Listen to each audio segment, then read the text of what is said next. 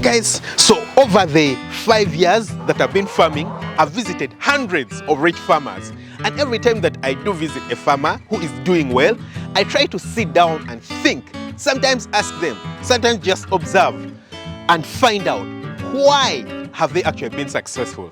Now it doesn't matter what type of farming they are doing, whether they are doing crops, whether they are doing animals, whether it's fish, it doesn't really matter.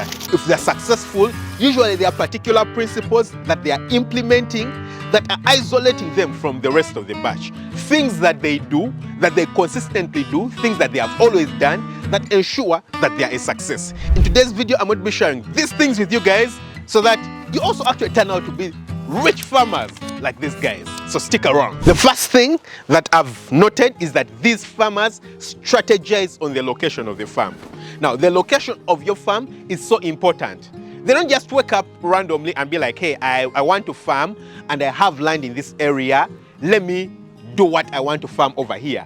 It's not like that, yeah? If you actually want to be successful and become rich like these guys, you need to first think about the location in relationship to what you actually want to do.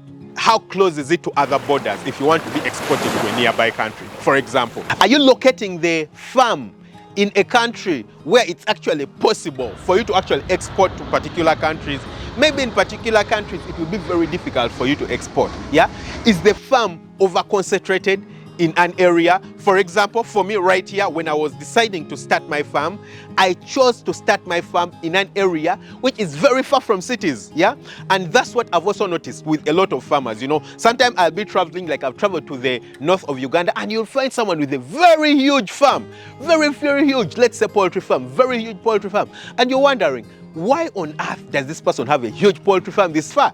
I don't know anyone else who has a poultry farm this far, and it's plain and simple. That's the reason no one else has a poultry farm this far. And so that means this guy can actually take over that entire market. Yeah, he has literally no competition, and that's going to give him quick growth because he has obvious and quick market as soon as he starts selling his product. So where you locate your farm is so important. Yeah, these guys think strategically. Sometimes you'll find a guy, you know, very loaded with a lot of money, but so far from the city, very far in a deep village, and you're like, why? It's because the cost of raw materials for him is very low when he's located in such a place.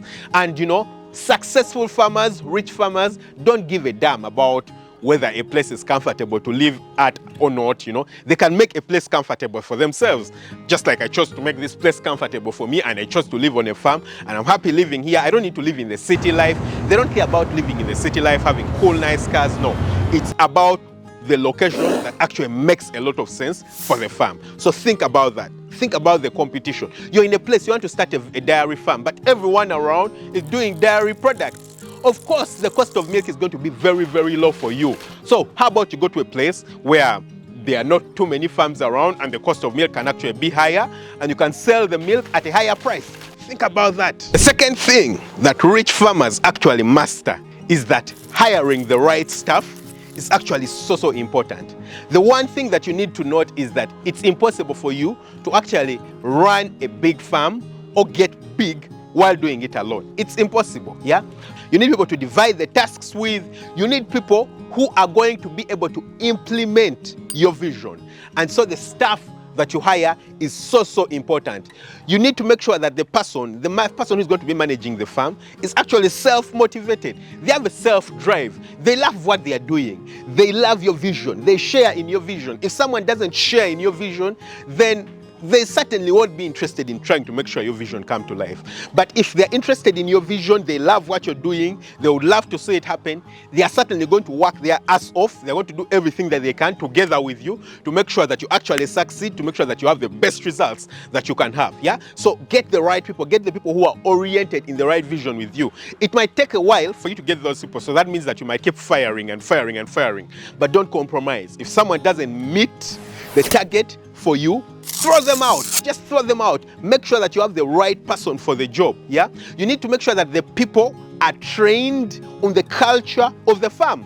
Yeah, for me personally, apart from the top managers, I try to make sure that the rest of the guys that I get into the farm are people who have actually never been in the industry. For example, if it's poultry, I make sure that all the people I hire onto the farm are novices in the poultry industry, because the things that they actually need to do are basic. Apart from the managers and the top people who need to understand, the diseases and everything else, everyone else doesn't. But the advantage with hiring novices is that you can train them on your farm culture, train them on how you want them to work, train them on what time you want them to get up, train them on the farm culture and build the culture onto them. Unlike hiring people who have already worked in other places and they have already come with their minds already polluted, they are used to doing things this way, so you tell them this, they are like, oh no, for me I've always done it this way. You tell them this, they're changing it to that. That's actually not good. So make sure that the people, the staff on the farm, actually the right staff. I'll tell you guys an example. I know a guy who had a farm. He actually had a poultry farm. And this guy, for very many years, was running his farm. It looked successful, but it's because he was working in a place where he had a lot of quick and easy access to money. So he was probably putting money into the farm, but without giving a damn what comes out. And then after some time, he decided to quit. He retired. And so he decided to come back and concentrate on the farm. Hey, my farm has actually been doing very well. Why not go back and concentrate on the farm? First day he comes on the farm, the birds were laying a particular number of trays, let's say 40 trays of eggs. And then the day that he appears on the farm, he decides to get involved in the egg collection, and he collects 80 eggs.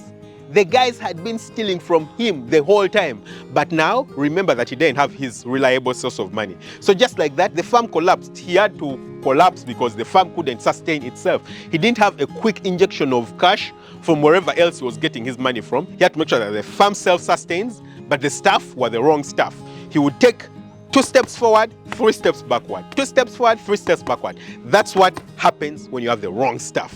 The third thing is skip the middleman. Skip the middleman. If you're working on a farm, usually you're going to have products. If you're doing dairy farm, you're going to have milk. If you're doing poultry farm, you're going to either have eggs or the chickens themselves. If you're doing fish farm, you're going to have fish. Depending on what you're doing, if you're doing bananas, like I have bananas right here, you're going to have the bananas themselves. Usually you're going to have a market, someone you're going to have to sell to.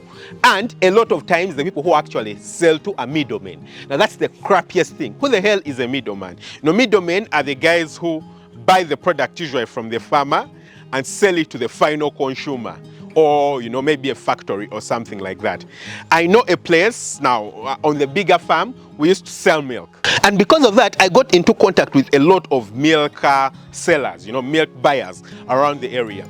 And I visited this farmer in the area, and this guy would have his milk sold to the middleman at about 16 cents. That's in US dollars, 16 cents.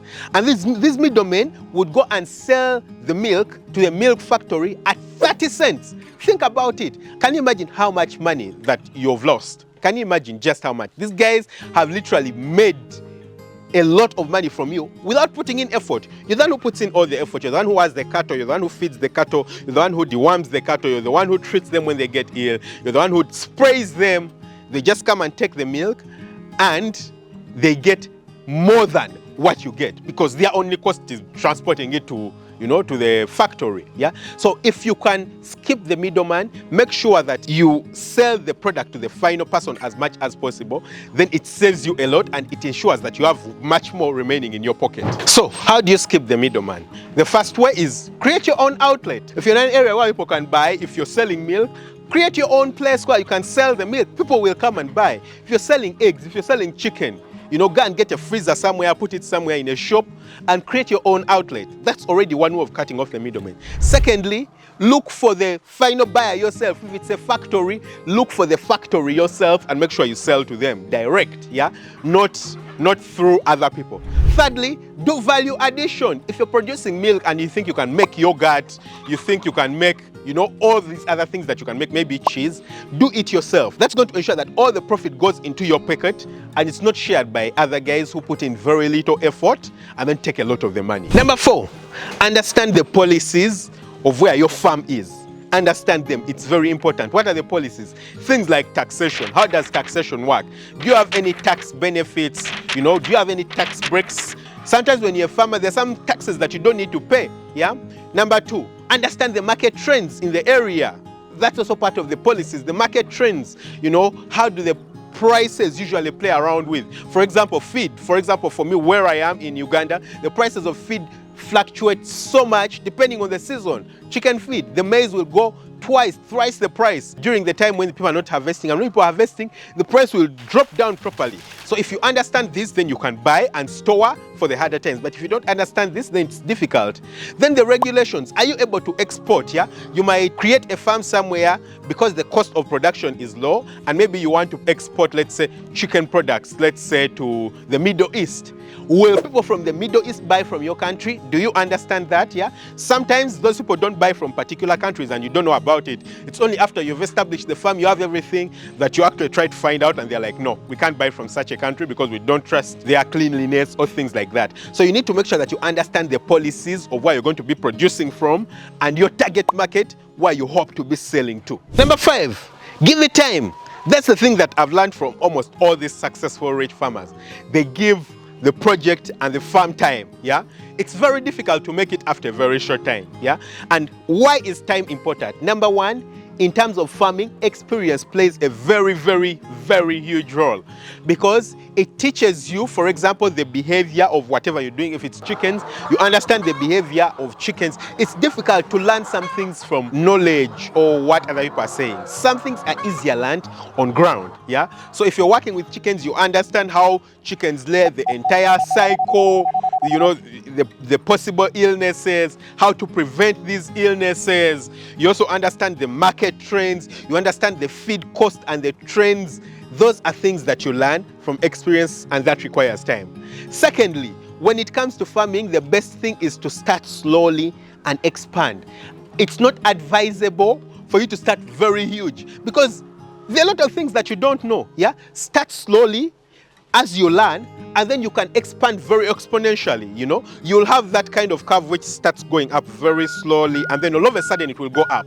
That's what happens with farming. You don't expect to just go up like that, yeah, because the likelihood of you succeeding very quickly is very low, and you can make a lot of mistakes. So the advisable thing is start slowly and grow into it, and that requires time. And number 3, getting the market to actually trust you and believe in what you're doing and actually capture them also requires time. Yeah, so when you get your market, it's very important that you don't lose your market. Capture your market, make sure that you secure it, that they trust that you're reliable, that you're giving them everything that they need, and that market will stick on you.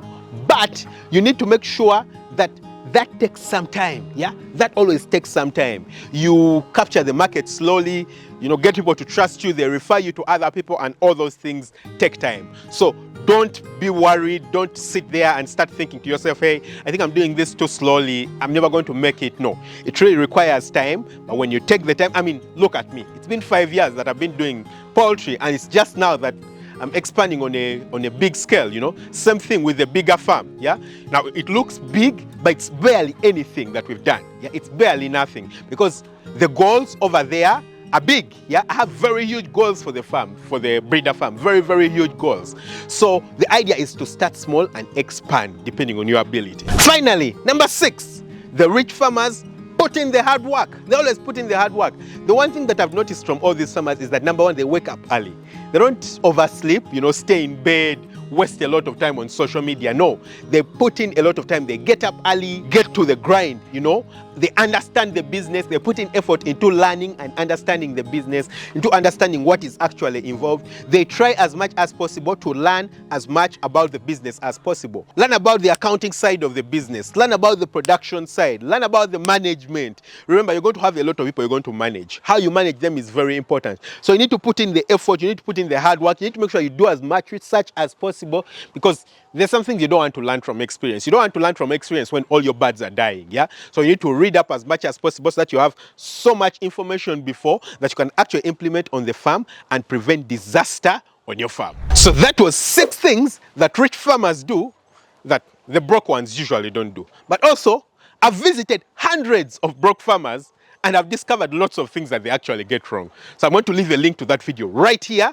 Check it out. And don't forget to hit the subscribe button, smash the notification bell. Catch you very soon with another video. Lots of love. Bye-bye.